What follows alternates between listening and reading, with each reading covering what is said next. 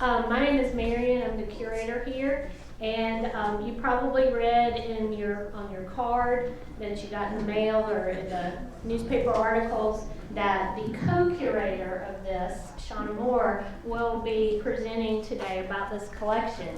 And I'm not going to give her background or anything like that because honestly it's not relevant. One of the things she kept telling me the whole time we were working on this was, I'm not a historian. I don't know how to do this.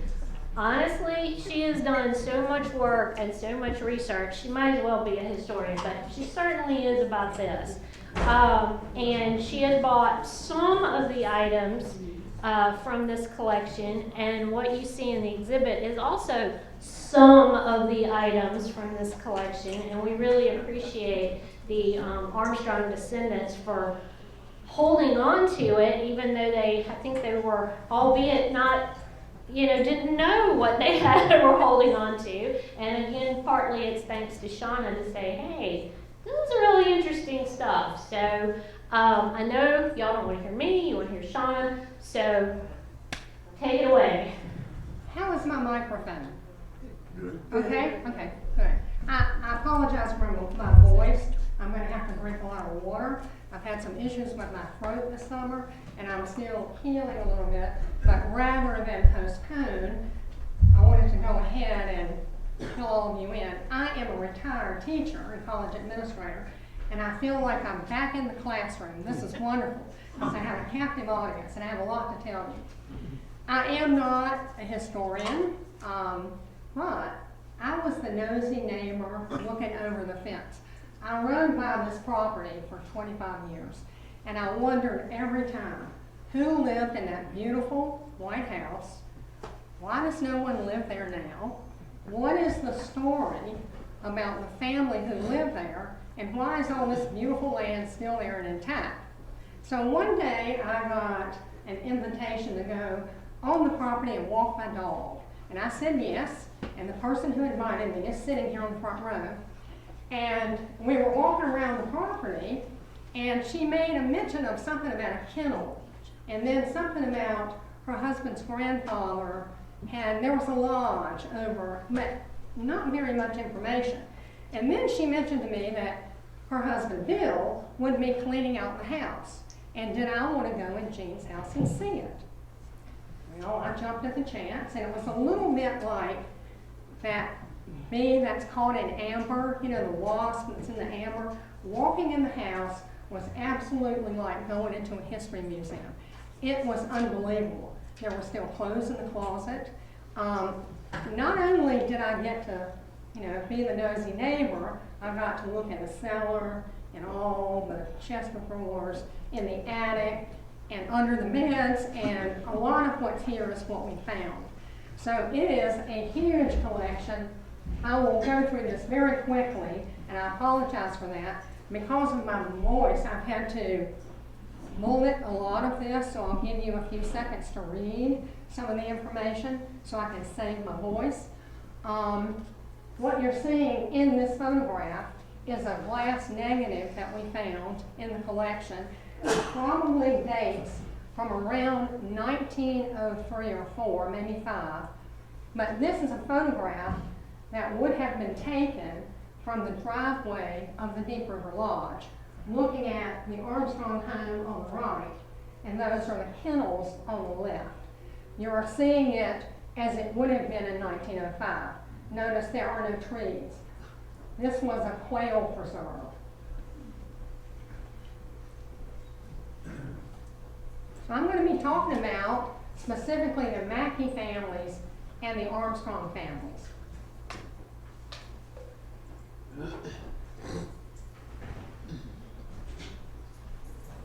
The backstory of the Mackay family and where did all that money come from. John Mackay and the Comstock Lode, he learned from a German engineer. He was one of 4 partners on the Comstock Lode in Downeyville and Virginia City, Nevada. He was the guy who knew how to timber frame, and he thought, he had the theory that there was a lot more silver deeper in the mines, 1,600 feet. But he was the guy who had learned the process of being able to get deeper in the mines and yet they are safer than anyone had done that before. He was an immigrant from Dublin, immigrated in 1831. Well, I'm sorry, he was born in 1831, left for New York City in 1940 during the potato famine, like a lot of our relatives did. The Mackeys were part of 1840, isn't it? I'm sorry, what did I put? Sorry, big typo, didn't catch it, thank you. So, he was part of the big transformation of New York's Catholic population, which grew between 1814 and 1840 from 15,000 to 200,000. When his father died, after he moved to New York, he had to cut his education and actually go to work as a shipbuilder. When he was 20 years old, he headed west. There were 4 big bonanza kings. Actually, originally there were 5. Fair, Flood, O'Brien, and Walker and John Mackay. They had invested heavily in the Comstock mine and being able to find more silver. Walker dropped out, and John Mackay purchased his fifth. So now he is the largest shareholder in Comstock. He was single and moderately wealthy. He had already made a fair amount of money that he was reinvesting in bigger mines. When he met his wife, Marie Louise Hungerford Antoinette Hungerford Bryant. Now, with a name like Marie Antoinette, your mother, your French-born mother, has moved to New York and has sort of prepared you for the life she thought you deserved. She had driven the fact down to Louise, we will call her, that you are special, you are a lady, and one day you will live in one of these big houses in New York. So she had accompanied her mother along on trips. She was a seamstress, her mother Mimi, to large mansions in New York and had observed what the inside of those mansions looked like. She also had seen these same women with a special key to the one of the private parks, so they could unlock the gate to the private parks and go in and take their strolls in their very fine clothes on Sundays and Saturdays.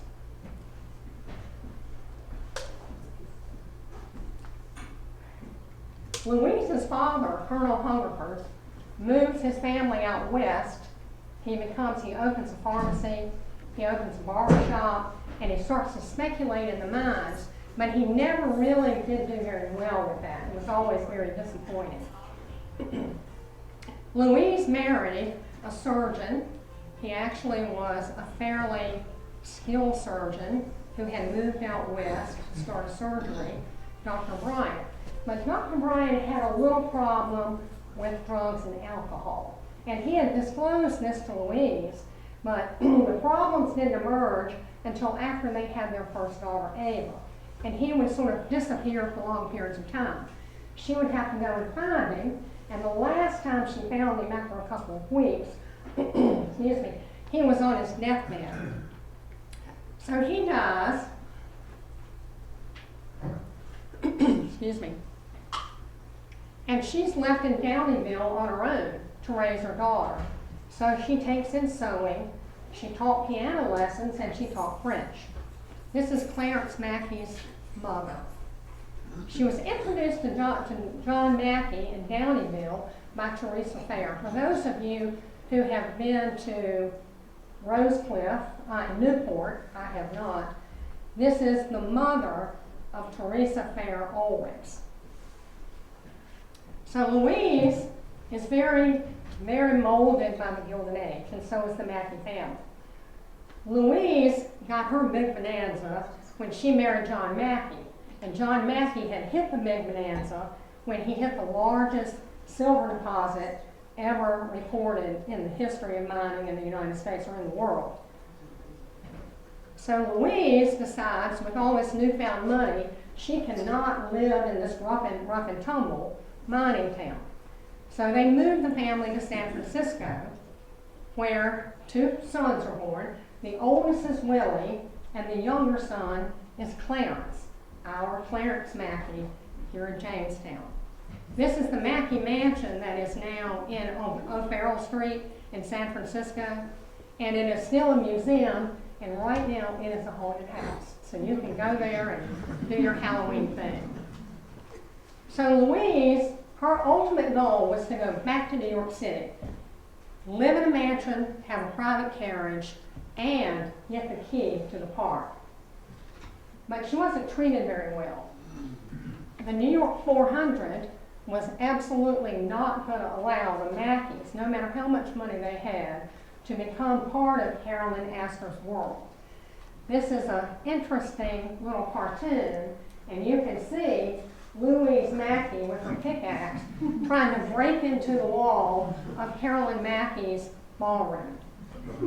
The rumor started circulating from the ladies in New York that she had been a washerwoman back in San Francisco, that she ran a boarding house, and she absolutely was not the quality that they were going to allow in the society of New York. She eventually broke the wall into the ballroom. So she moves her family first to Paris, where she becomes the most celebrated hostess. She has unlimited amounts of money.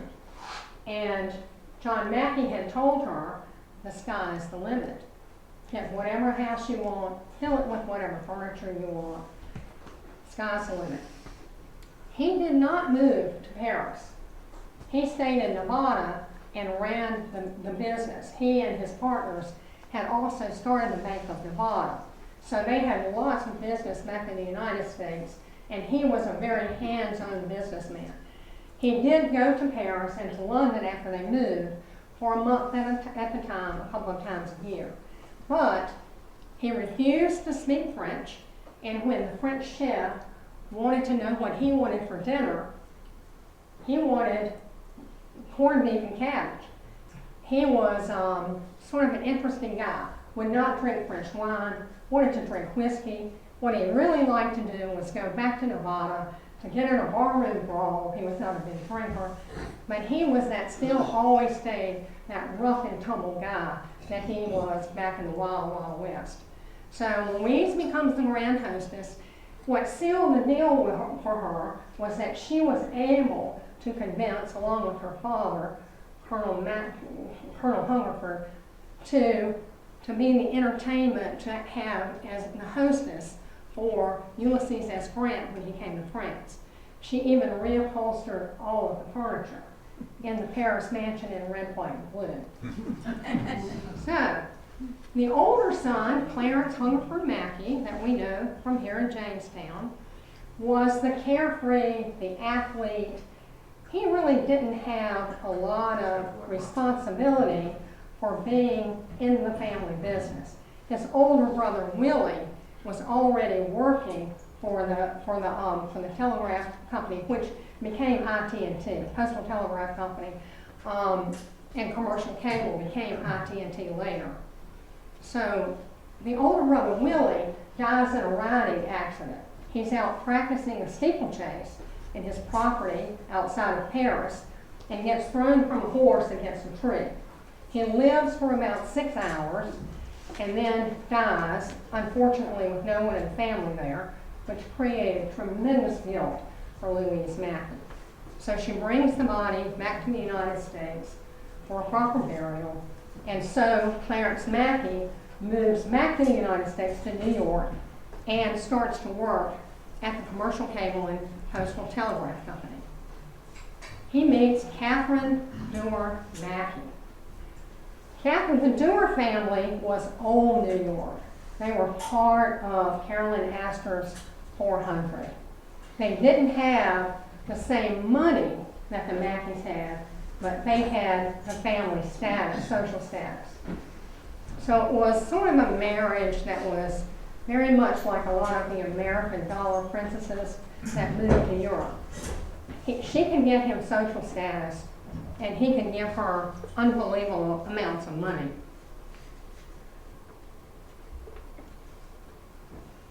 So her wedding gift from John Mackay was 600 acres of prime real estate on Long Island and to build the house of her dreams.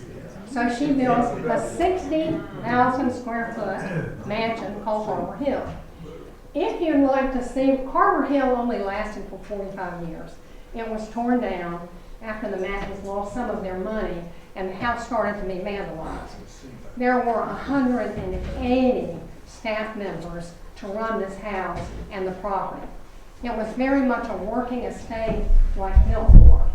So they raised their own food, their cows, and of course they had perfect gold kennels, as you can imagine. If you want to see a 3D model of this property, Gary Lawrence, an architect in New York, has a wonderful YouTube video that he took the set of plans to Harbor Hill and did a pop-up 3D model of it. So you can actually walk into the house and see the floor plan. It's wonderful. Gary Lawrence on YouTube. So we'll talk a little bit later about Stanford White. Harbor Hill was completed in 1902. Again, 180 to maintain this residence. Clarence Mackay also had an apartment, really a mansion in New York City on 75th Street. He hunted several months out of the year. He was in Jamestown for a month at a time. He was in Scotland hunting. He was lots of places that were not Harbor Hill. It was designed by McKim and White. Stanford White was the architect. And Stanford White also traveled all over Europe with Clarence Mackay to do the interiors of Harbor Hill. There was quite a significant set of armory and some of the papal. Clarence Mackay was a devout Catholic, so he collected shrouds from the Pope. I mean, these priceless tapestries and Catholic artifacts. You can see one of the outbuildings here, which to me were more impressive really than Harbor Hill. It was a French chateau, but the outbuildings to me were absolutely fabulous. On the right, that's the cow barn. And the outbuildings were done by Warren and Wetmore. They were stunning. So Clarence Mackay develops cancer and is treated by one of his best friends, Dr. Joseph Blake, who operated on his throat. He was thought to be cured of cancer. And it seems that Dr. Blake spent a lot of time at Harbor Hill with Catherine Mackay. So much time, they eventually ran away together. She left her beautiful mansion, Harbor Hill, for Dr. Blake and moved to Paris, where Dr. Blake became a surgeon for the military, and she a nurse. They went down to the magistrate's office and got married. No fanfare. She had already had her big wedding and her big mansion. She left her children behind with Clarence Mackay at Harbor Hill. But it's okay, don't worry. They each had a nurse, they each had a chauffeur, they each had everything they needed back there at Harbor Hill.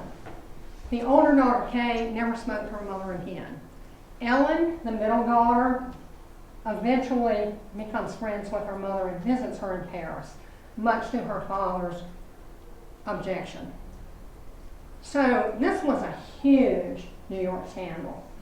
Scandalous in every paper, all the time.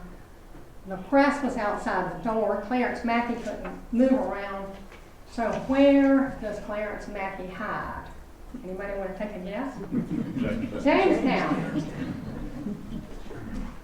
So he comes to his lodge here, hides from the press, and then eventually takes the family to Europe to continue to be in hiding. So he eventually meets Anna Case Mackay. She was an operatic lyric soprano, and her voice was so pure that she did the tone test for Thomas Edison. She was well known, beautiful, but interestingly, she was born in New Jersey. Her father was a blacksmith. She was discovered singing at Wanamaker's department store and ended up doing lots of performances at the Metropolitan Opera. She dated Clarence Mackay for many years. As a matter of fact, Ellen Mackay, in her book about her mother, refers to Anna Case Mackay as his mistress. Well, she wasn't married, he wasn't married, but he would not marry her until his first wife, Catherine, dies. Well, it seems that Anna Case never really put much pressure on Clarence Mackay to marry her. So as a gift, you can see this 167 carat emerald that was given to her when they got married because she was so patient about getting married. Patience pays off. So this is one of the last pictures of Clarence Mackay with his dog Duke. In the exhibit, you can read a beautiful letter that Clarence Mackay wrote to Edward Armstrong about the last week that Duke was alive. Duke was imported from England.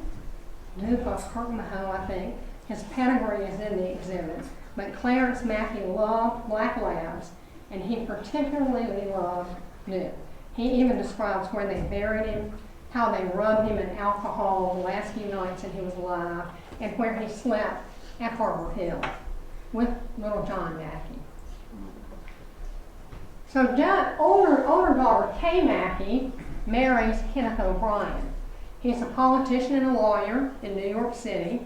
His father was a Supreme Court judge. So they're marrying, same sort of status. Younger son John Mackay marries Gwendolyn Rose, and she was the granddaughter to Boss Tweed. So lots of money on the Rose side. We get to Ellen, the middle child, the problem child. She did not like the debutante scene at all and wrote some articles that became sort of press fodder because she didn't like the idea that I'm going to go to these debutante parties and meet these rich boys, and then my dad and mom are going to match me up with one of them, and I'm going to marry them and then go to raise children. She sort of liked to hang out at jazz clubs and did that much to her father's objection. She had been engaged to a Washington diplomat, but broke off the engagement when she met Irving Berlin at a dinner party in New York. And by the way, Irving Berlin did not write God Bless America in Jamestown. That was written a long time. You read that in the newspaper article, in the High Point paper. Irving Berlin wrote God Bless America in like 1918 or 1919. It was re-released during the war in the 30s. He didn't even know Ellen Mackay during that time. He was 15 years older. Most of you know who Irving Berlin was. His oldest granddaughter wrote a wonderful book that she sort of spills the tea on the Mackay side of the family. So Ellen was a college dropout. She had a keen sense of fashion, and she drove a sporty red Roadster. She met him at a dinner party. He had lived in a tenement in the Lower East Side. He became a singing waiter, Tin Pan Alley. In 1911, his great success and sold hundreds of thousands of copies of Alexander's Ragtime Band. And by the 1920s, he was the most successful songwriter in America and was an all-around really nice guy. So Clarence Mackay has decided that his daughter is not going to marry Irving Berlin. He takes Ellen because she says to her dad, I'm in love with him, I want to marry him. And the dad said, oh, no. He basically is below your station. Well, her dad had married a woman whose father was a blacksmith from New Jersey, and the father had a great objection to the fact that he was an entertainer. And the father marries an entertainer. So a lot of Clarence Mackay's friends, especially Otto Kahn, pointed out to Clarence Mackay how hypocritical it was that he did not want his daughter to marry Irving Berlin. Ellen's mother, Catherine, was all on board that follow your heart, as she had done with Dr. Blake. So, follow your heart. So she did marry Irvin Berlin. They were married for 66 years. Irvin Berlin died a year after she did. She was 85 or 6. He was 100. They had a wonderful life. And to my knowledge, he never came to Jamestown. I haven't seen anything in the family diaries, haven't seen any letters, haven't seen any indication that he was ever in Jamestown. The only opportunity would have been sometime between 1928, when they reconciled, Ellen and her father, and he became friends with Irvin Berlin, and Clarence Mackay's death in 1935. So that was a very busy time for Irvin Berlin. I doubt he came to Jamestown to hunt. Didn't seem like a hunting kind of guy either. So, when you have built Harbor Hill, and you've built your wonderful outbuildings, and you've built your dog kennel, you have to go across the pond and find one of the world's best handlers and keepers. This was the kennels at Harbor Hill sometime around 1901 or 1902. And this is a very, very young Edward Armstrong. I'm going to refer to him as Ned to not confuse him with his father, the older Edward Armstrong in England. So I'll talk a little bit about, I'm going to cross the Atlantic now and talk about the Armstrong family. All of these estates were filled with British and European staff. The valets were from Britain. The butlers were from Britain. There were always French chefs in these American estates and nurses. The staff also had a hierarchy of their own. So Bob's letters back to his father indicate that all of the immigrants who are working on these estates are trying to jockey for a higher position within the hierarchy of the estates and the staff.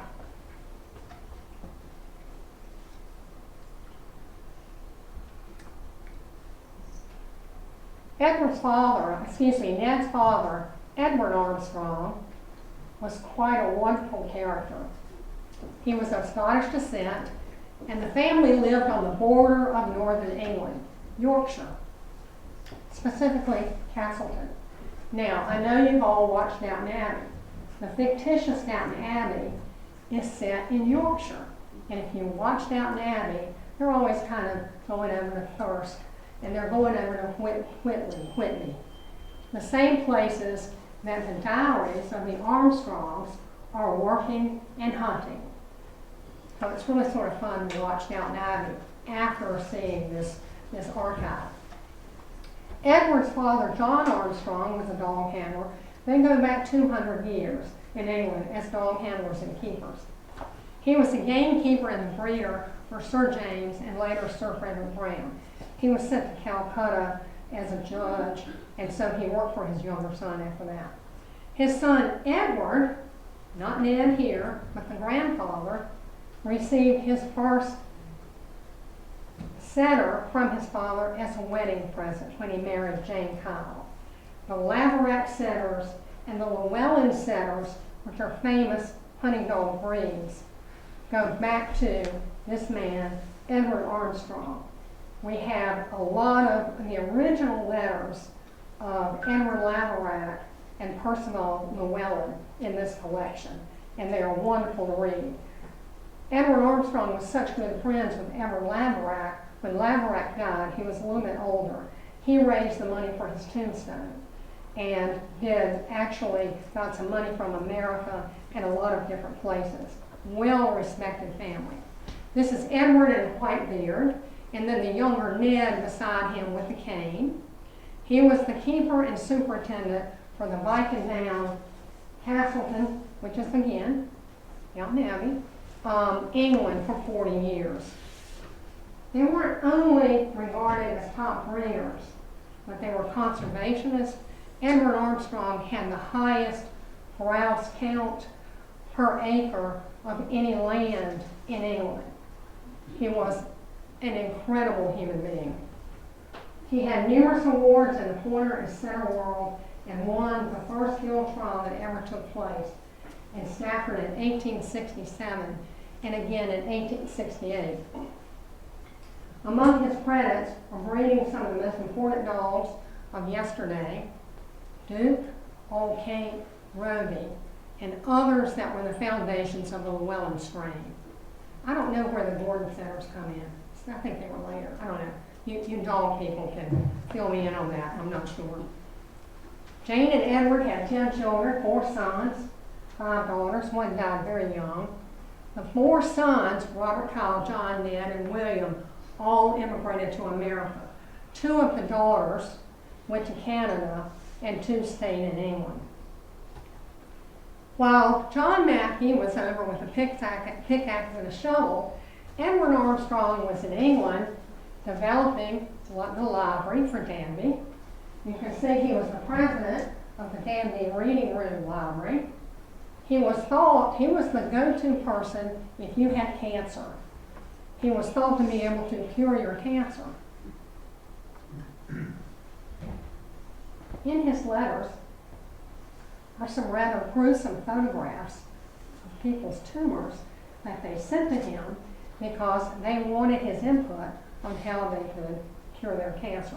I assume he had been pretty lucky with dogs, and that's how that happened. He also developed educational test cards, and for the life of me, I can't pass this test, so I don't really know what these cards were used for, but they are in the archive and they're very interesting. We found around 1,600 letters that were sent from England after Edward Armstrong's death. It says 1,200 here, there were more like 16. We counted we have indexed all of those and filed them by year. This is what they looked like when we found them, except there are a lot more of them. They tell the story of dog breeding and handling in England from 1850 to 1907. Some of these have been scanned, around 50 of them have been scanned and sent to the British Kennel Club. And the Edward Armstrong collection has a little notation in their catalog. So the oldest son, Robert Kyle, who would become possibly the most famous dog handler in the United States, immigrated in 1892, and he worked for J.P. Morgan at Craigston Kennels in Highlands, New York. Bob lived above the kennels. There was a large apartment here with his wife and his 3 children. Bob was a well-known breeder of collies, especially the rare blue merle collies back in England. So he brought some dogs with him and started J.P. Morgan's collie kennels. J.P. Morgan is credited with the popularity of collies in America. But I say it was really Bob Armstrong that developed these beautiful collies. They had their own rail car. Highlands was about 45 miles north of New York City. So he would take the dogs into the city and it would make the newspaper. J.P. Morgan's collies came in for a visit today. Evidently these dogs are absolutely exquisite. Bob bred probably the most well-known pointer that ever existed up until this time. I don't know after this history. Mary Montrose. She won pretty much every award that there was to win. She has kind of gone down in history as the most perfect dog, and Bob really as the perfect breeder. He was a dog whisperer of his time. He never punished a dog, he never beat a dog, he never did any type of whiplash on a dog. He describes his his gentleness with dogs as being playful in the first year and then starting the discipline in the second year and then in the hunting. So this dog pretty much won as a 2-year-old every hill trial that there was to win. So how did Bob just go knock on the door of J.P. Morgan? How did he get to America working for one of the richest men in America he didn't just show up off the boat and start looking around. So he found more letters from Harry Panmure Gordon, who lived in England from 1837 to 1902. He often traveled back and forth, and he was a banker who financed emerging markets in China and the United States. He was sort of the J.P. Morgan of London. He also liked to hunt. And so he made the introduction for Bob Armstrong to J.P. Morgan. And Bob Armstrong got the set of plans for Frankston Kennels from his father, Edward Armstrong. And you'll note when we look at Deep River Kennels, they basically are the same plan. Panmure also did a quid pro quo. I have found your son this best berth in America. So what I need for you to do for me is find me a great handler's dog and one that will not embarrass me in front of my friends. So he did go back to Edward Armstrong and ask for some dogs. Our second brother is John, sometimes referred to as Jack Armstrong. You see the large photograph. This is John on the right. John's passage was paid to America by his older brother Bob. Bob's letters back to his father are urging John to come to the United States, try it out for 3 months, see if you like it. Don't bring your boots. There are plenty of boots here, but bring some dogs. So he does come to America. He shows some dogs at Westminster, and he becomes sort of the hot new dog breeder in America. He is hired by George J. Gould at Furlough Kennels, close by in Archdale. Furlough Kennels, a lot of that property is still intact. It's owned now, I believe, by the Millis family, and it has been renamed to Millbrook. John was making a huge name for himself in the dog world in America. But unfortunately, let me back up. John's going away party in England probably was one of the most emotional things that I have ever read. There's a huge article in the Danby Gazette about John, and Reverend Hughes was the Toastmaster. And if you read this, it's part of a long, drawn-out going away party where they gave him a gold watch. Who benefits from the education of our young English men? America, because she annually receives large accessions to her population of British-born and bred Englishmen, and then enlists a hostile industrial army against British trade. But this is the worst part. What do they leave behind? The youngest, the strongest, and the most intelligent. The Armstrong boys leave our shores, leaving us with a large residual of the blind, the lame, the halt, I don't know even what they mean, the poor, to be maintained by the public ranks. So, the best and the brightest have gone to America, and certainly the Armstrongs would have fit that description. This was the first year, 1891 was the first year that Ellis Island opened. That first day of January 1st, there were 3 ships waiting in the harbor at Ellis Island with 700 British immigrants that were going to come to America.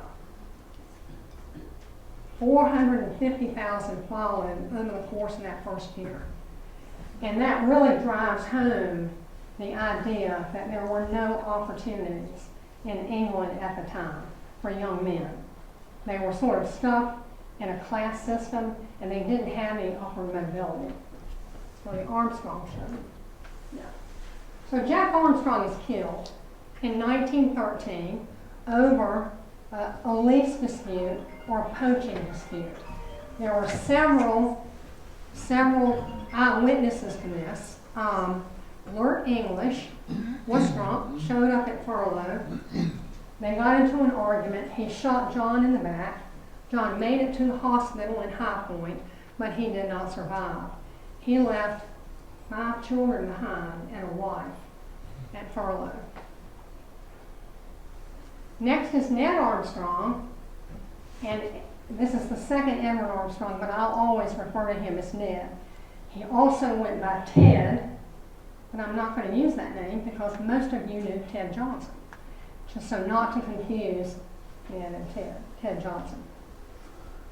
There was a draft of a letter from Ned to, again, Panmure Gordon, asking if he would be considered for a position that Panmure Gordon had advertised in the American field.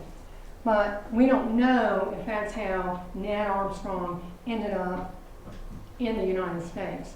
He first went to work for William Gould Brokaw here at Fairview Kennels, sometime around 1899 or 1897.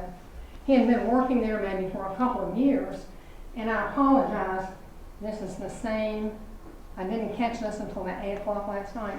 There were 2 Western Union telegrams, one to Ned from William Brokaw, and the other from Clarence Mackay saying, Brokaw is saying, I understand that Mackay has made you an offer for a position.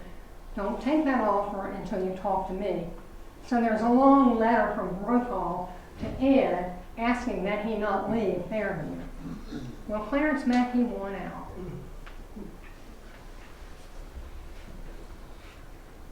Offers him $1,000 a year. He also paid to have his clothing made in England. Clarence Mackay was very big on image. When he brought his wealthy friends to Jamestown, he wanted to make sure that everyone was dressed. So we found the receipts for almost every suit, Burberry, that Edward had made in England over the course of about 20-25 years. Ned marries Florence Amy Whittington, she went by the name Lolly, in 1902. Her family, Whittington Hall, is named in her honor. Whittington Hall was developed by Bill and Ted Johnson and named Whittington Hall in honor of their grandmother, Lolly. Many of the street names there too are named for family members. You'll notice that if you live in Whittington Hall. So she had immigrated with her family to the United States when she was 8 years old. But I'm not clear about the story about how she ended up back in England or how she met Ned Armstrong. They dated for 5 years, and you see all these movies where people like see each other across the room and they wink at each other and then they get married. I mean, this English aristocracy is so, they dated for a very long time. And I will say that Ned had a lot of girlfriends. His diaries indicate that he did. But she won. The youngest brother immigrates to Rosslyn, New York. William Armstrong, or Billy as he was known, he was the 4th and the youngest brother, considerably younger than the others. He moves to Rosslyn and meets Nancy Griffin. Her father had been the person who built polo fields in New York, was relatively well-to-do. She was an accomplished artist and a graduate of Pratt. Billy and Nancy relocate to Furlough after John's death, and Billy is called to the Mexican border conflict. He's a lieutenant in the National Guard, and he does not get killed in battle, but he dies of spinal meningitis at Fort Bliss, February 1917. So he leaves behind 2 young sons, Bruce, who was 5, and Jack, who was 2. Anybody here play pickleball? You probably play at Armstrong Park. The older son, Bruce, was killed while active duty in Germany, and Armstrong Park is named in his honor. There's a letter in the collection from Billy asking Ned to look after his family while he's gone. So now Ned has the responsibility of keeping an eye on Jack's family and now his youngest brother Billy's family. Ned was a copious record keeper. There are pages and pages and pages of each of his trips across the Atlantic. He crossed the Atlantic 47 times, mostly to take care of hunting trips in Scotland for Mr. Mackay. So he would line up the dogs, he would line up the loaders, he would do all of the pre-work. So he would go a couple of weeks early. This is his dance card on the left, and I'm surprised that there is a blank on the dance card. His diaries talk about what he did every day before he came to America. He helped burn the moors. He hunted every day. He kept very, very copious notes of what he shot and killed. The one thing we did not find in this collection that has disappointed me is that there was no game book. And there was one at the lodge at one time, but I'm assuming that John Mackay took that when items from the lodge were taken back up to New York. His book, marked, if you have read it, in Good Shooting, indicates how many ant birds were shot in Jamestown and here. So I'm assuming that John Mackay has or had a game book. So Ned Armstrong had a huge responsibility for Clarence Mackay. He was the CEO of all things hunting in several locations. Gardner's Island, if you look at the north and the south fork, there's a little bitty, what looks like, I don't know, a bird there. Gardner's Island is still privately owned and has been for 400 years. They sort of traded a black dog and some Dutch blankets for this island. There are some videos of it. It is as pristine as any piece of property in the United States. The Gardner family owned it. Clarence Mackay leased it for 25 years. He built his mansion there, so he took his wealthy friends over to hunt, especially duck hunt, on that property for 25 years. It is part of East Hampton. He had a boat that was docked called the Mancock, I believe, named after the native Indians that sold the land to the Dutch. Also, Ned was responsible for the hunting leases in Scotland at Hunt Hill, Blair Atoll, and many others. So Clarence Mackay, again for 25 years, leased property in Scotland. The red stag that you see in the exhibit are from Scotland, around 1900. Trips to Scotland were very elaborate. I don't know if you hunt here and your chauffeur drops you off and picks you up, but that pretty much was the scene of Clarence Mackay's hunting trips to Scotland. You can see here that one of his guests was Gloria Vanderbilt's half-sister. It was sort of a who's who of New York that was leaving Sag Harbor and going across the Sound and hunting with Clarence Mackay there in Gardner's Island. Ned also helped raise pheasants, manage the hunts, prepare the Pullman cars. Mackay had 3 Pullman cars that stayed in Gardner's Island, that stayed at Harbor Hill. So Ned Armstrong, when he was in Gardner's Island, would prepare those 3 Pullman cars take them into New York, and then have them come south with Mackay's guests for his lodge here at the river. You can see a silver service there on his little yacht across. So Clarence Mackay in 1902 builds Deep River Kennels. Again, looks very much like the set of plans that were used for Frankston Kennels in New York. A model for local lodges. The structure, same. Apartments were on the top floor for some of the assistant kennel managers that worked under Ned Armstrong.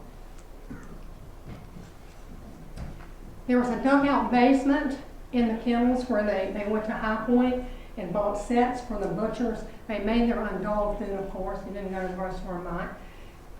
And there were somewhere around anywhere from 100 to 150 dogs in the kennels. I see you looking at your watch. I've got a little time to go here. All right. And also, they developed their own preventive medications. So this is a handwritten recipe that we found in the collection of 5 cakes of octagon soap, sulfur, loose lye, sulfuric acid, and kerosene. And so they're mixing all of this in a cauldron, putting it in a rain barrel, picking up the dogs, and dipping the dogs in this. I'm assuming it was a flea and a tick nip. Now, it also specifically says, don't let the dog's head go under. So a lot of national champions came out of Deep River. There also was a tremendous amount of art that was generated for Deep River Lodge from the kennels, the dogs in the kennels. First of all, also came to Jamestown to paint the champions, and these portraits were hanging in the lodge.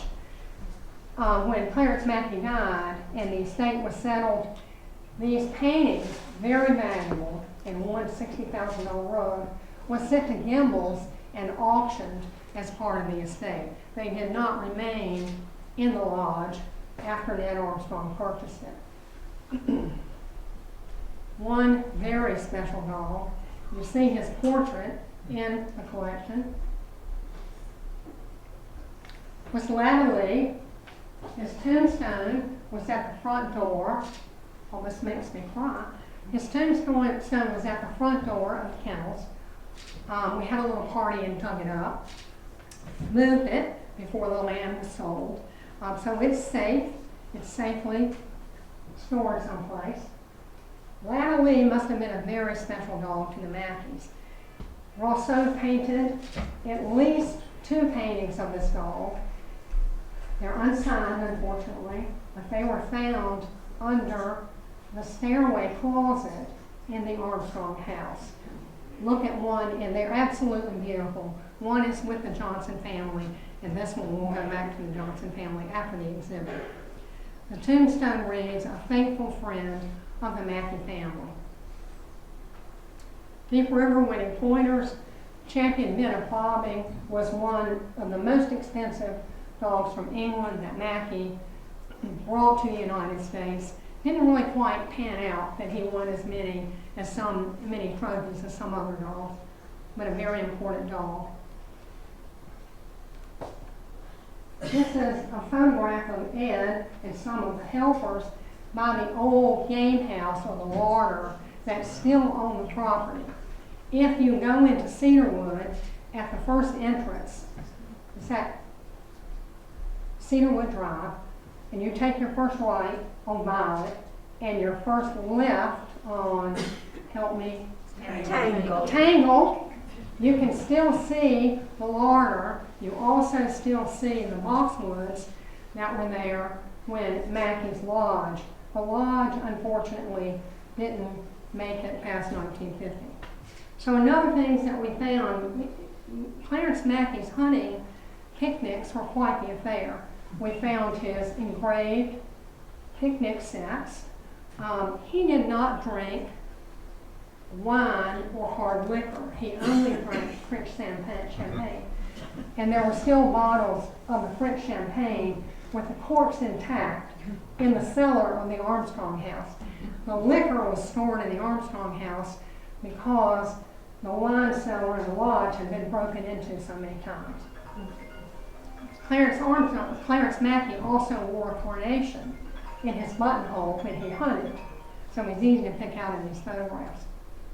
So the lodge was completed in 1906. Again, called on Stanford White of McKen, Mead and White. It was a colonial style with a Dutch gable roof. Absolutely beautiful.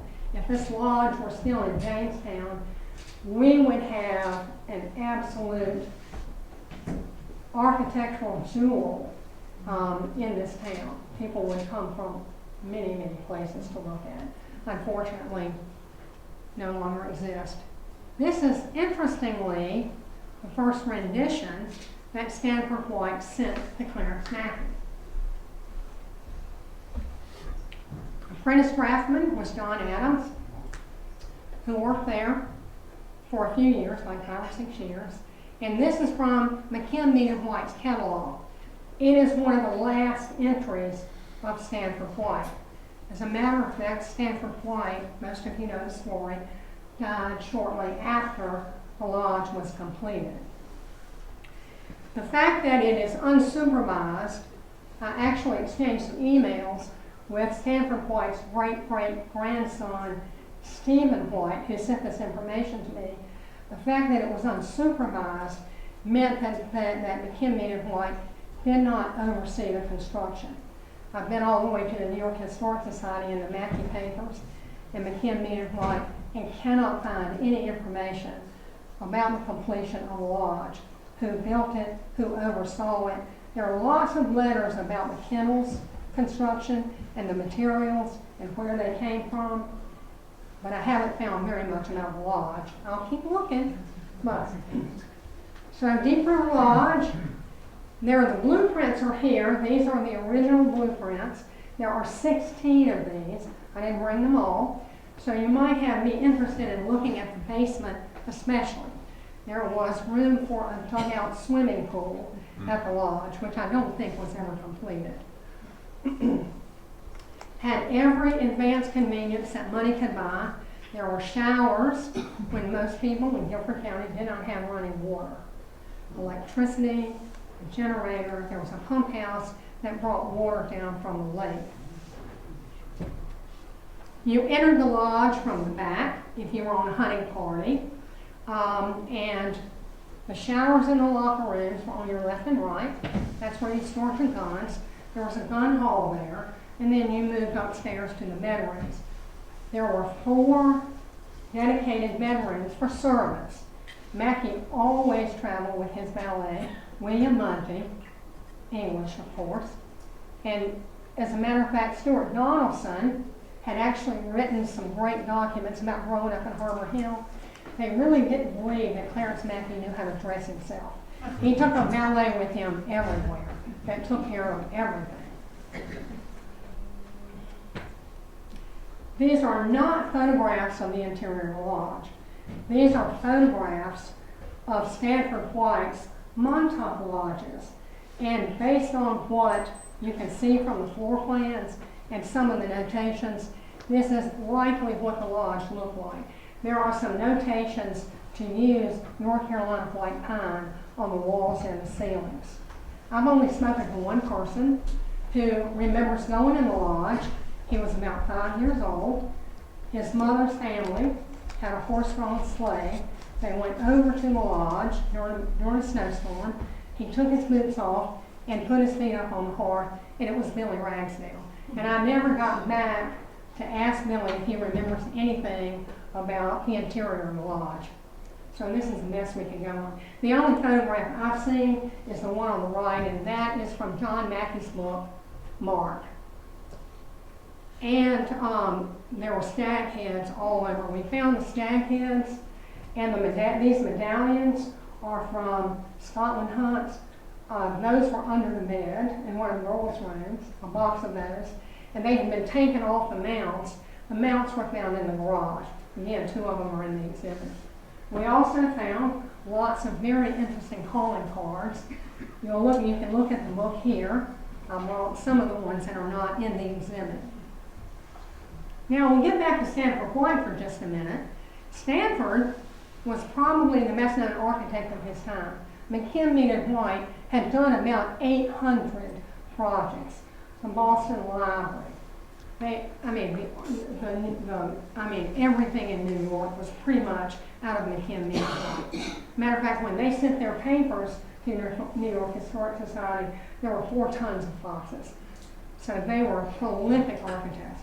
Stanford White did Deep River Lodge as one of his last projects, and he was in the middle of Trinity Church in Roslyn that he was doing for Catherine Mackay to honor her parents. Unfortunately, he was killed by Harry Hall, a jealous husband, who learned of a past relationship that White had had with his wife, Evelyn Nestor. Lots has been written about this, but if you can look at one thing, if you're curious, it would be to look at the movie from 1955, The Girl in the Red Velvet Swing. So it seemed that Stanford White liked to take young girls to his apartment in New York City and have them swing on his swing, which he did with Evelyn Nesbit. He was so taken by her, he paid to have her teeth fixed, and he paid to put her up in an apartment with her mother and her brother. He paid for their education, and unfortunately, they developed a relationship outside of his marriage. When Harry Fall became her husband, he was enraged and jealous about Stanford White. So during a performance in the rooftop garden of Madison Square Gardens, he walks up and shoots Stanford White in the face with a revolver. He eventually got out on insanity plea. It's very interesting. There was a book written by Stanford White's great-great-granddaughter who refers to him as the Jeffrey Epstein of his day. Not very flattering. And Evelyn Nesbit as the Kim Kardashian. She was in every advertisement, and she was absolutely beautiful, and ended up very poor after Harry Fall went to prison. She actually went to court on his behalf and then ended up very poor. So the lodge burned in 1950. It had been purchased by the Snow family. They had lived there about 10 years. They were home at the time. They were able to get the furniture out of the living room. They owned the lodge and 91 acres of the property down to the river, which is now Cedarwood. The Armstrong daughters had wonderful life on the farm and lots of other places. This is Jean, Thora, and Georgie by the dog kennels at Harbor Hill sometime around 1909. They spent their summers in East Hampton, Long Island, and in England, wherever their papa went to work, until they went to formal school. They traveled to England to visit family most every year except during the war years, and they visited several aunts and uncles in Canada. Their letters and their diaries tell a lot of information about their family. The oldest, Jean, was born in Harbor Hill, Roslyn, in 1903. She was the same age as Ellen Mackay. Jean was the firstborn. This is a picture of her as a baby in front of the dog kennels in Harbor Hill. Ned and Lolly lived in the cottage there, and they returned to Roslyn for the birth of their second daughter, Georgie Armstrong. Georgie, again, was born there most likely because Edward Armstrong had a doctor on call 24/7, and there were nurses on staff at Harbor Hill. Georgie attended National Vassafern after 8th grade, Jamestown schools until 8th grade, then Vassafern, then National Cathedral School in Washington, D.C., where she was president of her class. Flora Armstrong was the youngest of the three daughters. She was born in Jamestown, she attended Jamestown School through high school and, women's college.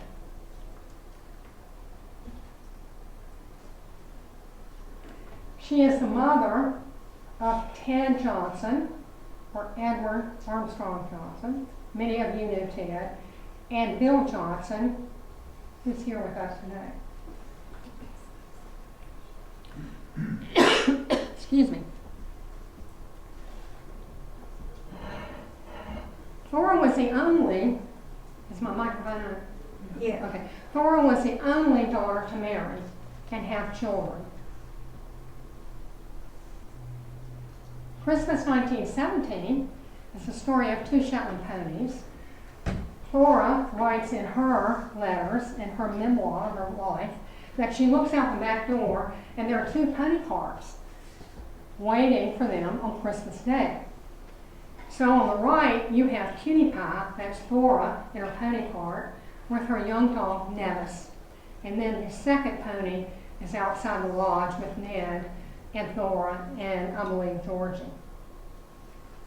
So the typewriter letters are here. I hope you'll take a look at them, because Thora describes in detail what her life in Jamestown was like during the Spanish flu.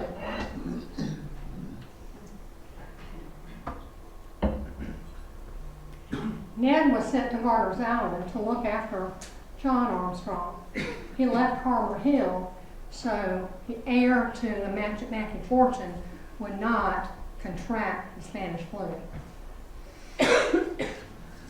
Excuse me, I'm sorry. Jamestown schools were closed the fall until November 2nd, so they described what they did every day.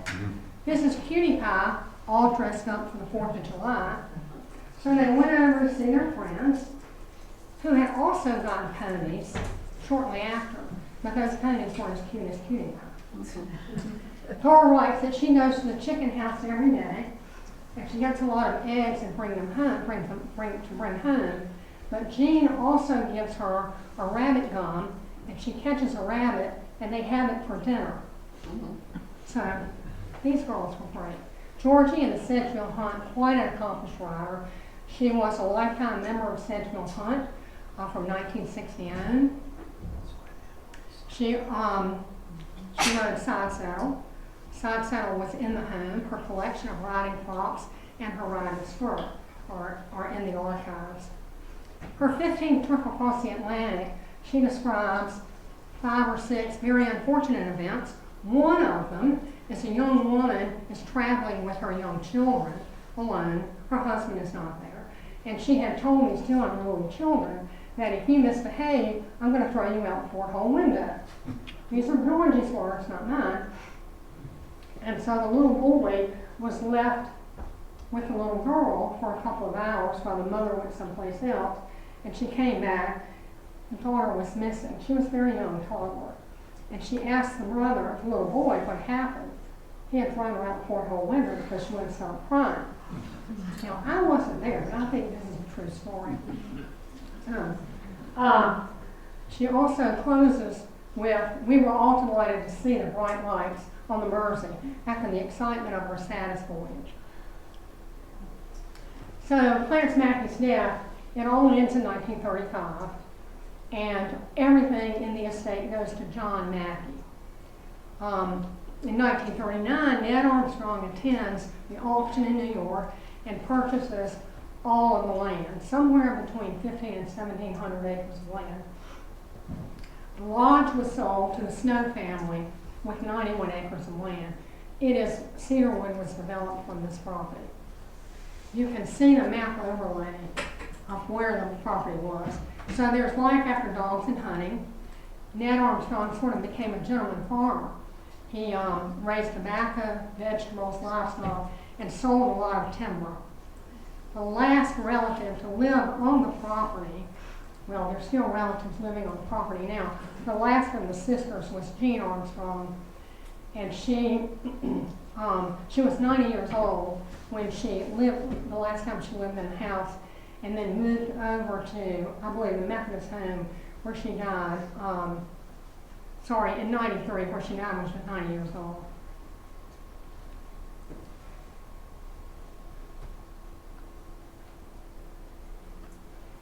So what does the property look like now?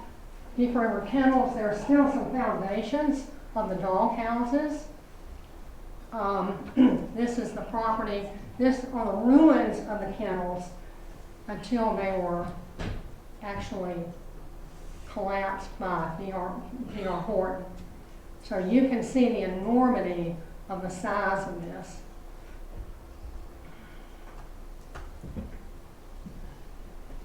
Also, cleaning out the house, we found some very interesting things. Lots of furniture left behind in the cellar.